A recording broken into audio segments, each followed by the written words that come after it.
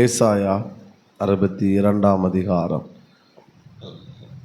அதனுடைய 3வது வசனத்தை வாசிக்கலாம். ஏசாயா 62:3.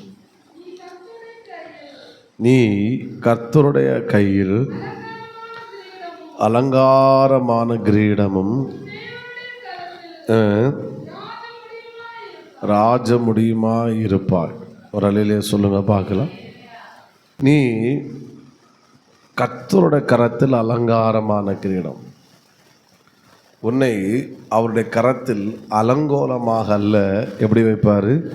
அலங்காரமாக வைப்பார். ஆமென். அப்போ நான் இப்படி சொல்லுகிறேன், அவர் நம்மை அலங்கரிக்கிறவராக இருக்கிறார். பரிசுத்த ஆவியானவர் யார் என்றால் அலங்கரிக்கிறவர். ஆமென் சொல்லுங்க. ஹல்லேலூயா. எல்லாரும் சொல்லுங்க, அலங்கரிக்கிறவர். அது கேட்கல, இன்னும் சத்தத்தை உயர்த்தி சொல்லுங்க, அலங்கரிக்கிறவர். ஆமென். சொல்றேன்,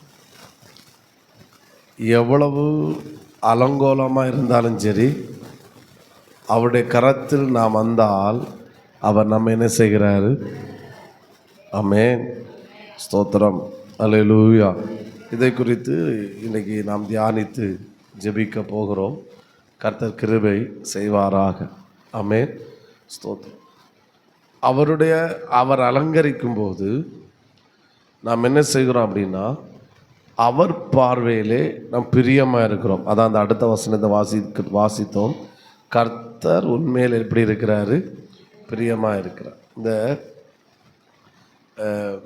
அந்த பிரியமாக இருக்கிறார் அப்படின்றத கொஞ்சம் கூட இப்படி டீப்பாக இப்படி சொல்லணும்னா, இப்போ சொல்லி வர ஒரு பெற்றோர் இருக்கிற ஒரு பிள்ளைய போட்டு அப்படி என்ன சொல்ல அலங்கரிக்க, அவங்க இஷ்டப்படி முடியை கட்டி ட்ரெஸ்ஸு, புதிய ட்ரெஸ்ஸு கடையிலேருந்து போத்திஸ்ட்டு வாங்கிட்டு வந்து, இல்லைன்னா வேறு எங்கேயா வாங்கி அந்த ட்ரெஸ்ஸை பார்க்கும்போது என் பிள்ளைக்கு இது அழகாக இருக்கும் அப்படி வாங்கிட்டு வந்து அதை உடுத்து அந்த பிள்ளைக்கு அதை போட்டு விட்டு நல்லா என்ன சொல்ல அலங்கரித்து மேக்கப் எல்லாம் பண்ணி எடுத்து அப்படி பண்ணும்போது பிள்ளை அழகாக அவங்க முன்னாடி என்ன செய்யும்? இருக்கும். அப்போது இவங்க என்ன செய்வாங்கன்னா, அந்த பிள்ளை மேல் பிரியமாக இருக்கிறாங்க அப்படின்றத காட்டிலும் அந்த பிள்ளையை ரசிப்பாங்க. அப்படி தானே? அதோடைய அந்த ட்ரெஸ் எவ்வளோ அழகாக இருக்க ரசிப்பாங்க.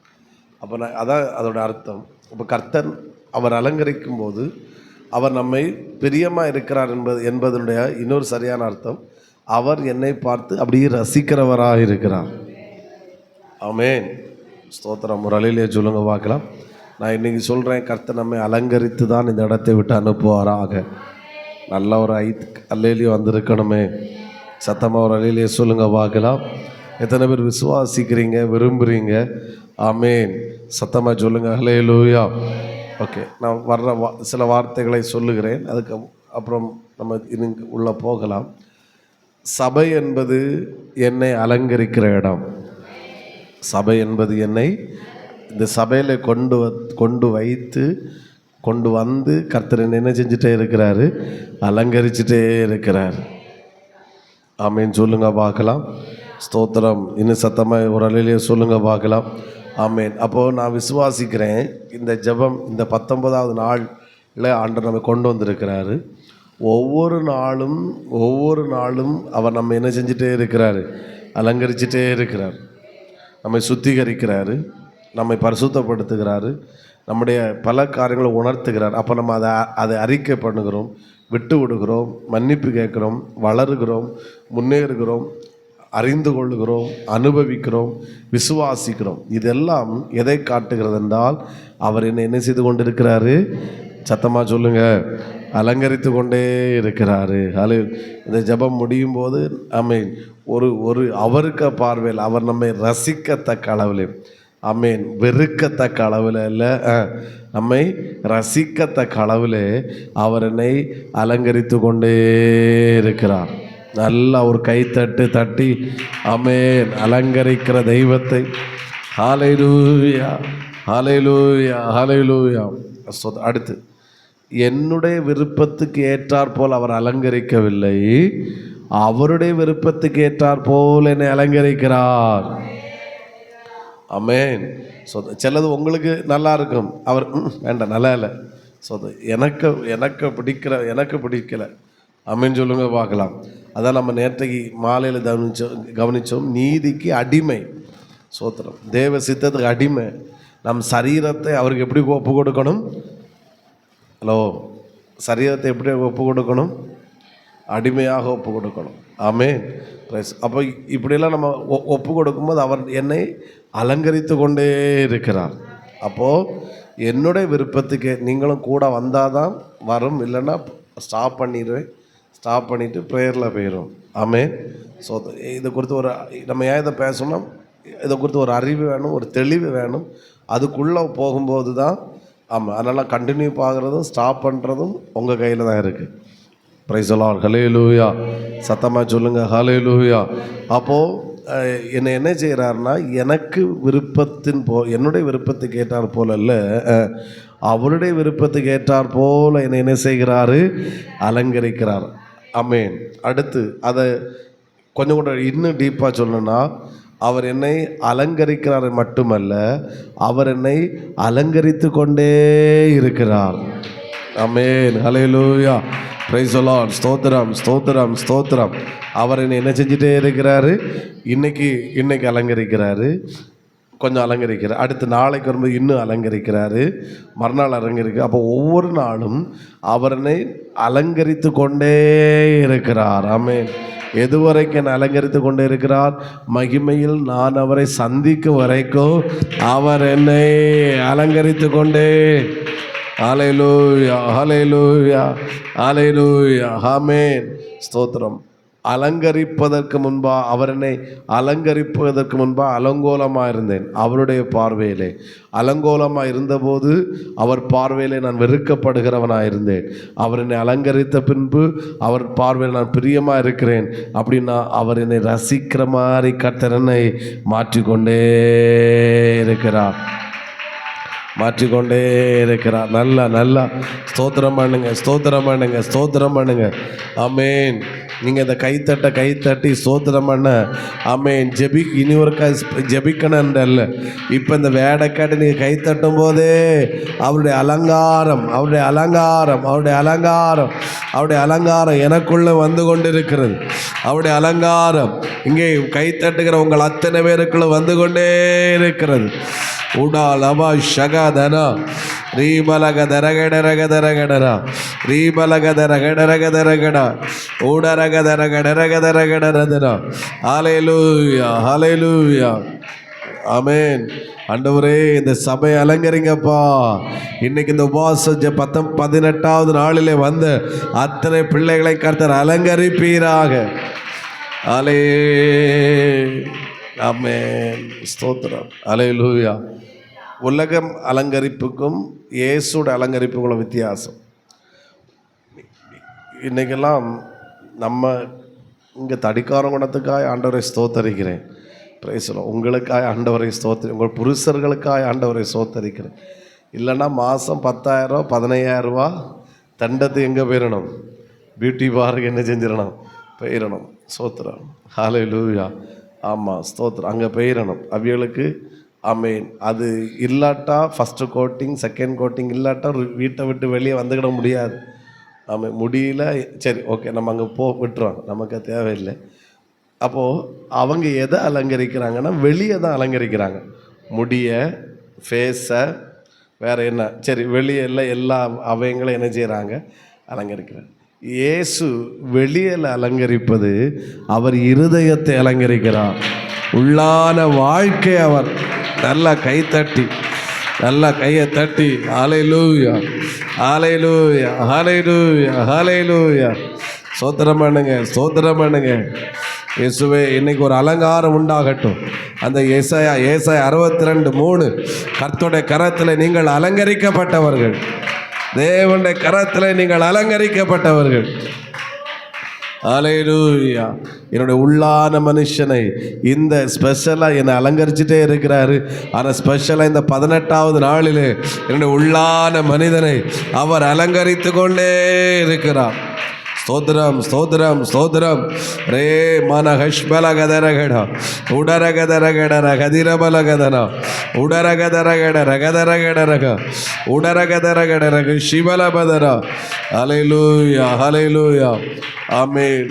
உலகத்துக்கு அலங்கரிப்பு கொஞ்சம் கொஞ்சம் என்ன சொல்ல ஒரு நாளில் இருக்கும், மிஞ்சி போனால் ஒரு மாதத்தில் என்ன செய்யும் இருக்கும். ஆமேன்னு சொல்லுங்க பார்க்கலாம்.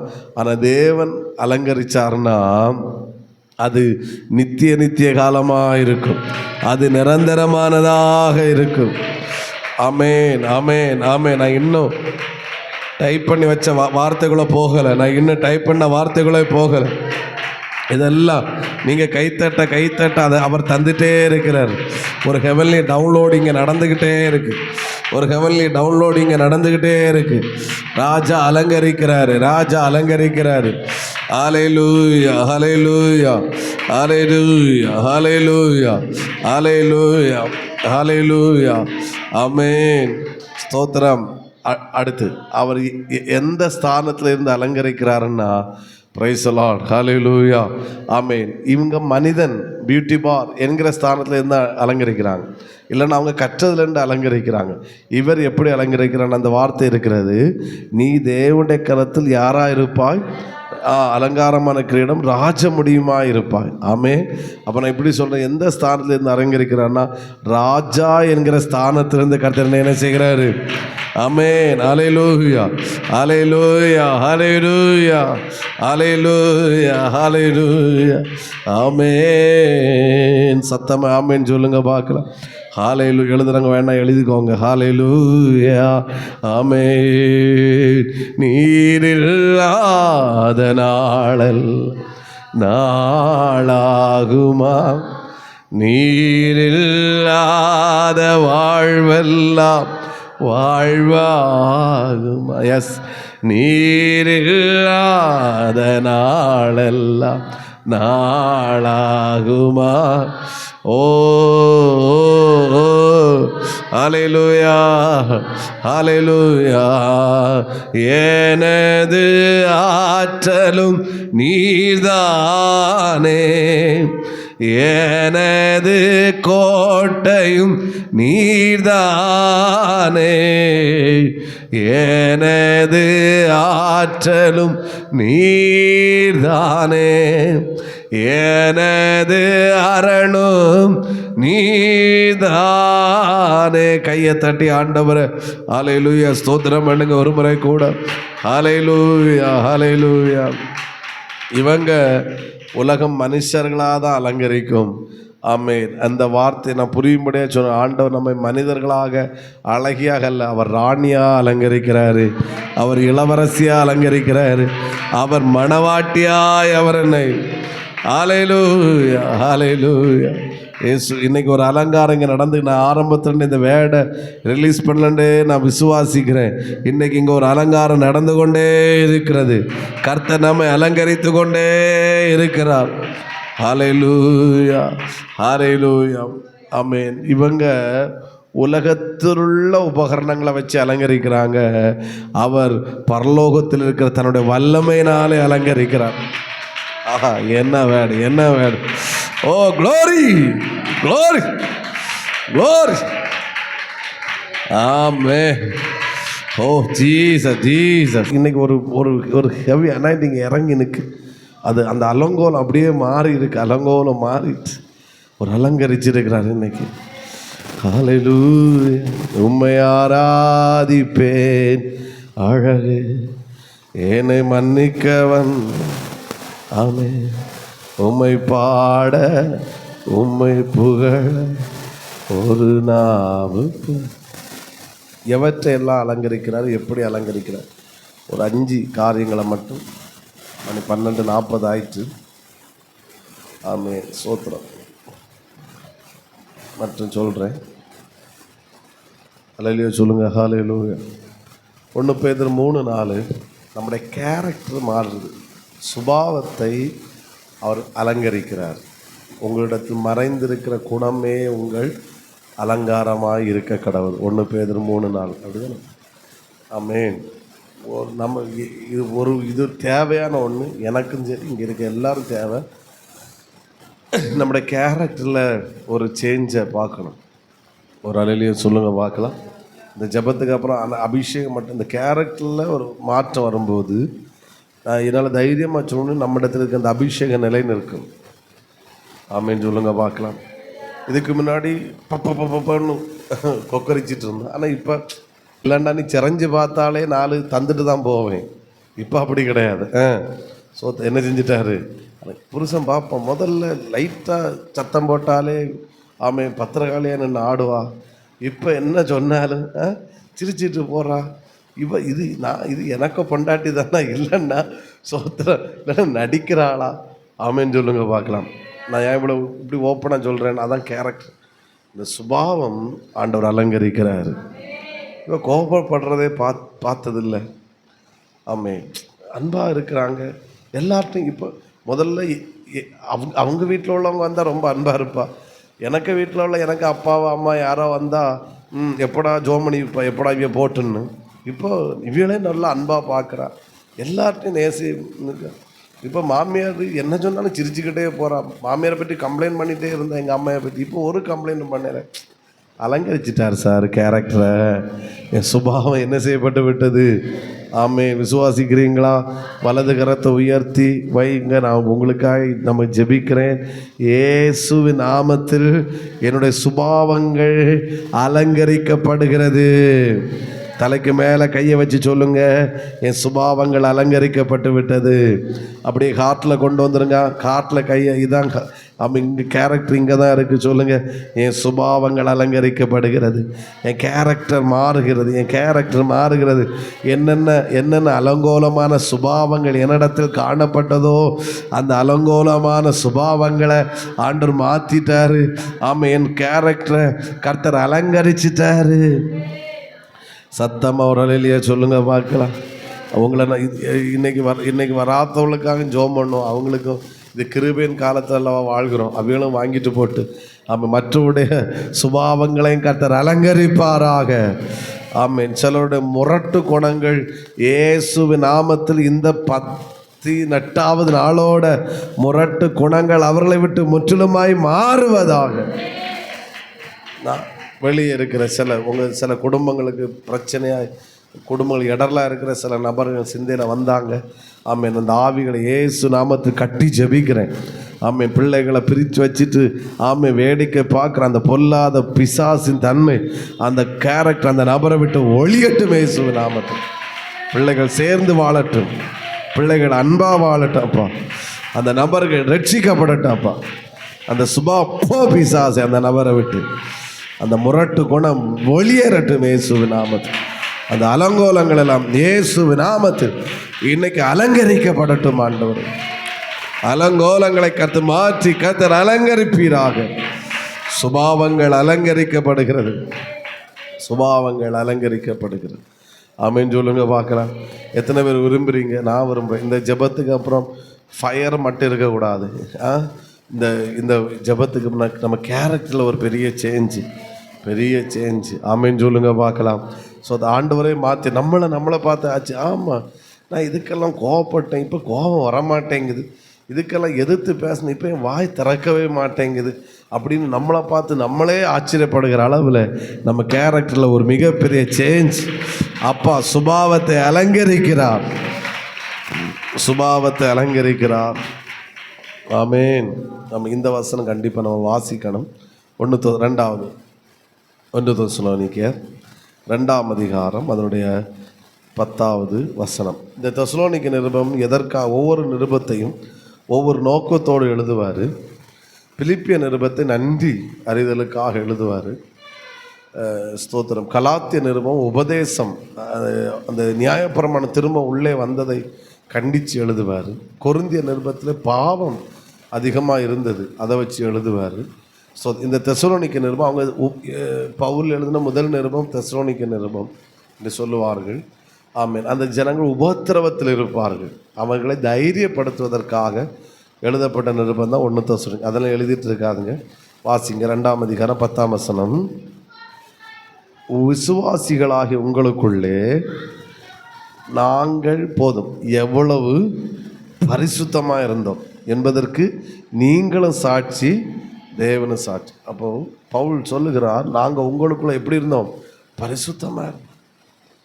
அப்போது நம்ம 2வது எப்படி அலங்கரிக்கிறார் என்றால், தேவனுக்கு முன்பாகவும் ஜனங்களுக்கு முன்பாகவும் பரிசுத்தம் உள்ளவர்களாய் கர்த்தர் அலங்கரிக்கிறாரு. ஆமென். எப்படி அலங்கரிக்கிறாரு? பரிசுத்தம் உள்ளவர்களாய். மூணாவது, அதான் என்னை ரொம்ப டச் பண்ணிச்சு, அதனால தான் நான் வாசிக்க, பரிசுத்தமும் நீதியும், அடுத்த வார்த்தை பிழையின்மையுமாய் நடந்தோம் என்பதற்கு நீங்களும் தேவனும் சாட்சி. எப்படி? அதாவது பாஸ்டர் இடத்துல ஒரு குற்றத்தை அவங்களால கண்டுபிடிக்க முடியல. அவங்க பவுலே சொல்கிறோம், அவங்களுக்கு முன்னாடி இருந்தேன், எனக்கிட்ட ஒரு பிழை அவங்களால் பார்க்க முடியாது. என்ன பாருங்க சார், என்ன பாருங்க. இன்னைக்கு எப்போ எழுப்புதல் வரணும்னா, எப்பொழுது இந்த வார்த்தை மாறணும்.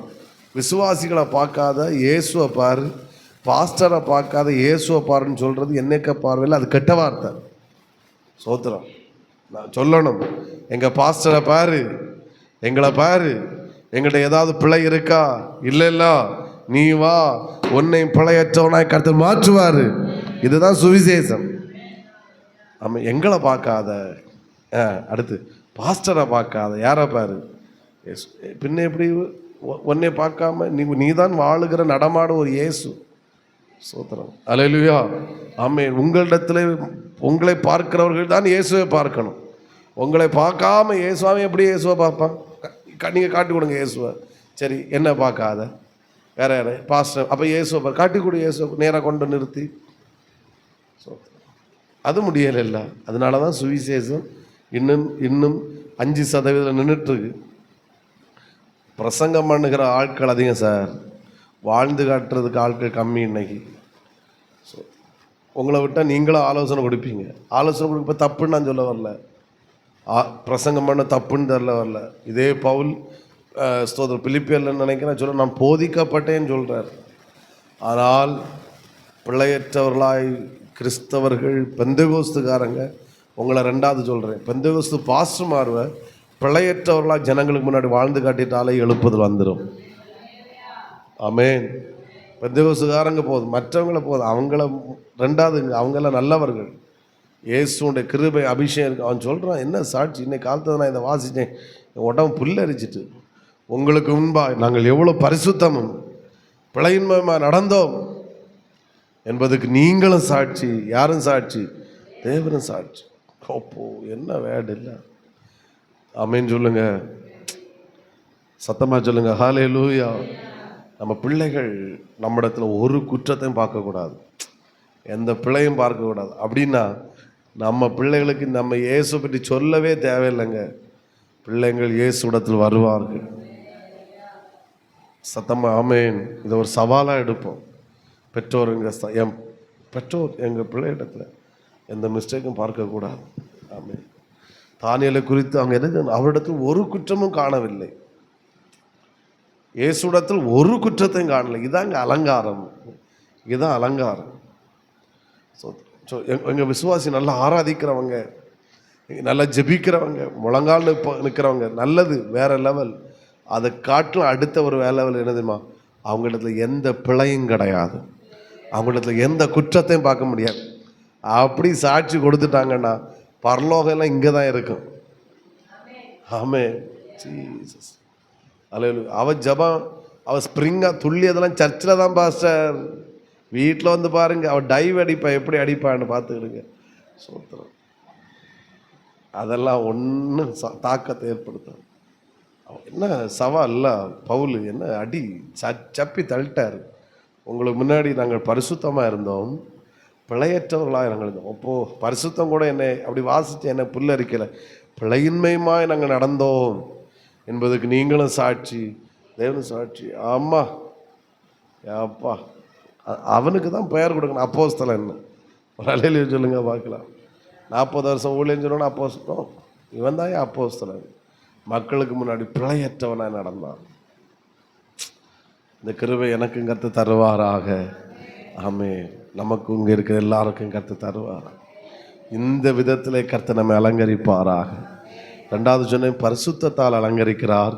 மூன்றாவது, பிழையற்றவர்களாய், வேணாம் பிராக்கெட்டில் குற்றமற்றவர்களாய் வாழ்ந்து அலங்கரிக்கிறார். ஆமென் சொல்லுங்க பார்க்கலாம். இந்த ரெவலேஷனை அப்பா இன்னைக்கு இன்னைக்கு என்ன சொல்ல வந்த நீங்கள் பாக்கியவதிகள். ஆமேன். அள்ளிட்டு போயிட்டீங்க இன்னைக்கு. ஹல்லேலூயா சொல்லுங்கள் பார்க்கலாம். முதல்ல சபைக்கு வராட்ட கோபம் வரும் எனக்கு. சார் இப்படி வராமல் இருக்கிறாங்க. இப்போ கோபம் வர்றாங்க. இப்போ பரிதாபம் வரும்.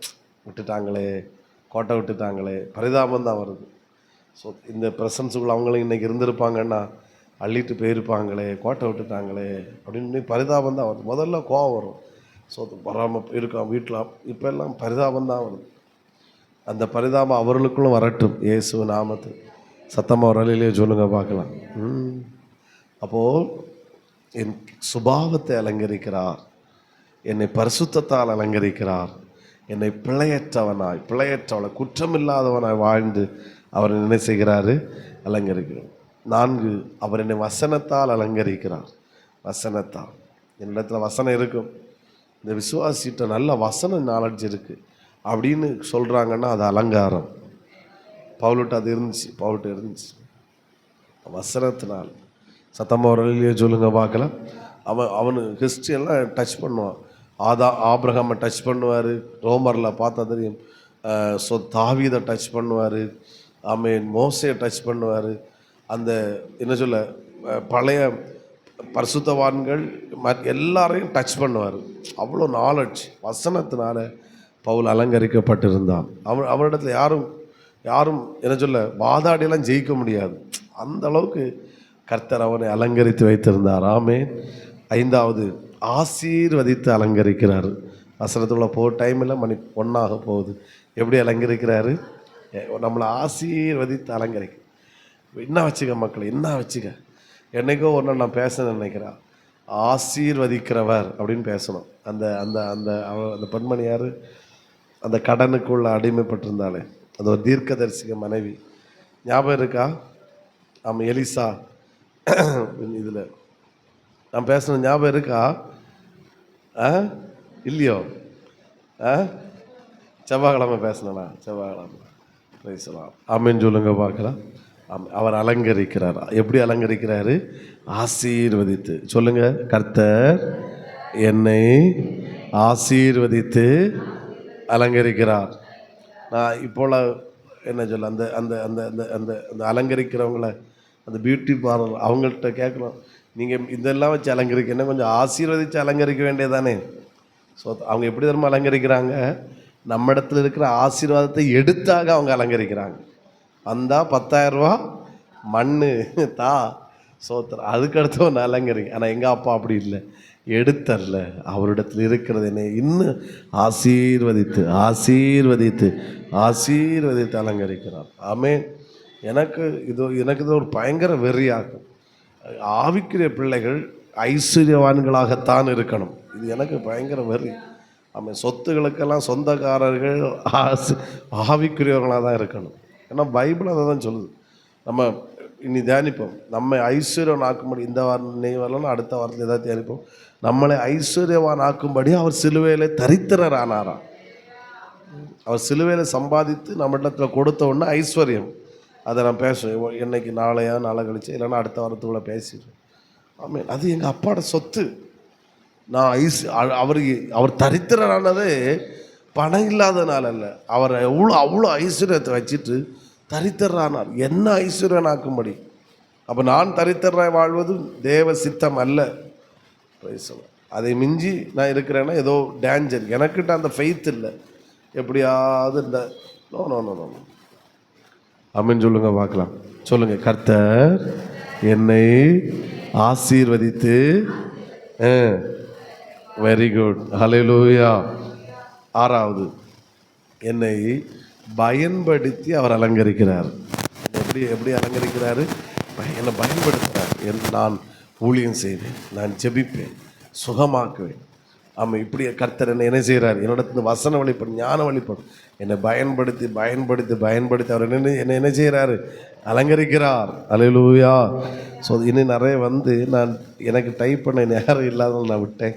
போதும், இந்த 6 போதும்னு நினைக்கிறேன். ஆமென் சொல்லுங்க பார்க்கலாம்.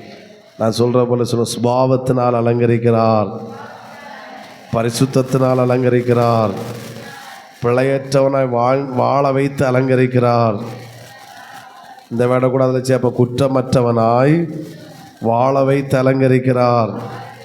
வசனத்தினால் அலங்கரிக்கிறார், ஆசீர்வதித்து அலங்கரிக்கிறார்,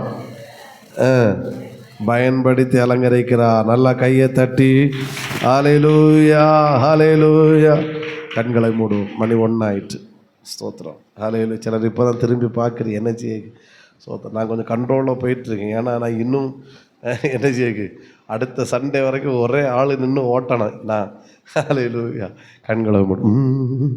உம்மை ஆராதிப்பேன் அழகே, என்னை மன்னிக்க வந்த அழகு, உம்மை பாட உம்மை புகழ ஒரு நாவு பத்தலை. சொல்லுங்க. உம்மை யாரா ஆமென், என்னை ஆமென், உம்மை பாட உம்மை புகழ ஒரு நாவு பத்தலை. இந்த ஒரு ஸ்டான்ஸா சொல்லுவோமா? ஆயிரங்கள் பார்த்தால் கோடிசனம் இருந்தால் உம்மை விட அழகு இன்னும் கண்டுபிடிக்கலை. வண்டர்ஃபுல். ஆயிரங்கள் கோடிசனம் இருந்தால் இயேசுவை போல அழகு இன்னும் கண்டுபிடிக்கலை. நான் உங்களை மறந்த போதும் நீங்க என்ன மறக்கவில்லை. நான் கீழே விழுந்து நீங்க என் தூக்க மறக்கலை. ஆட மனுஷ மறந்து நீங்க என்ன தூக்க மறக்கலையே. உம்மை ஆராதிப்பேன். எஸ். என்னை மன்னிக்க உம்மை பாட உம்மை புகழ ஒரு நாவு பத்தலை. உம்மை ஆராதிப்பேன், உம்மை ஆராதிப்பேன், என்னை மன்னிக்க வந்த உம்மை பாட உம்மை புகழ ஒரு நாள். ஆமை. தலைக்கு மேலே கையை வைங்க. நான் சொல்கிற போல சொல்லுங்க. என் சுபாவத்தை அலங்கரிக்கிறார், பரிசுத்தத்தினால் என்னை அலங்கரிக்கிறார், பிழையற்றவனாய் வாழ வைத்து அலங்கரிக்கிறார், குற்றமற்றவளாய் வாழ வைத்து அலங்கரிக்கிறார், வசனத்தினால் அலங்கரிக்கிறார், ஆசீர்வதித்து அலங்கரிக்கிறார், பயன்படுத்தி அலங்கரிக்கிறார். உம்மை ஆராதிப்பேன். எஸ். என்னை மன்னிக்க வந்த உம்மை பாட உம்மை புகழ ஒரு நாவு பத்தலை. ஆமாம். நல்ல பிதாவே நன்றி உடம்பை வாழ்த்துக்கிறோம். நான் இப்போ எல்லா நாளும் முடித்தோடனே ரொம்ப டயர்டாக இருப்பேன். இப்போ ஃபுல் பவரில் இருக்கிறேன். இன்னும் ஒரு 2 மணிக்கு கூட நடத்தலாம். கிருபை கிருபை. ஹல்லேலூயா. ஆண்டவரே, இந்த நாளுக்காய் ஸ்தோத்திரம். இந்த 18வது நாளில் நீர் பிரத்யட்சமாக இறங்கி நீர் எங்களோடு இடைப்பட்டு பேசினீர், தீர்க்க தரிசனமாக பேசினீர், எங்கள் பிள்ளைகளோடு பேசினீர். எல்லாவற்றுக்காய் ஸ்தோத்திரம் ஆண்டவர். இன்னும் தரிசனங்கள் மூலம் சொப்பனங்கள் மூலம் பேசும் ஆண்டவர். அடுத்த வாரம் நடக்கிற அந்த அனாயிண்டிங் செக்ஷன் வேறு லெவலில் இருக்கட்டும். எங்கள் பிள்ளைங்கள்லாம் மிஸ் பண்ணாமல் வரணும்ப்பா. அவங்கள அதற்கேற்ற சூழ்நிலைகளை அனுகூலமாக்கி கொடுங்கப்பா. ஆமே. நம்முடைய நல்ல கரத்தில் ஒப்படைக்கிறோம். தொடர்ந்து தாழ்த்துகிறோம். கர்த்தர் ஆளுகை செய்யும். நீர் எங்களை அலங்கரிக்கிறவர், அலங்கரிக்கிறோம். உடைய நாம மகிமைப்படட்டும். இயேசுவின் நாமத்தில் பிதாவே. என் ஆத்துமாவே கர்த்தரை ஸ்தோத்திரி, என் மூலமே என் ஆத்துமாவே கர்த்தரை ஸ்தோத்திரி. கர்த்தர் செய்த சகல உபகாரங்களை மறவாதே. ஆமென். ஹல்லேலூயா. God bless you. கர்த்தர் நம்மை ஆசீர்வதி.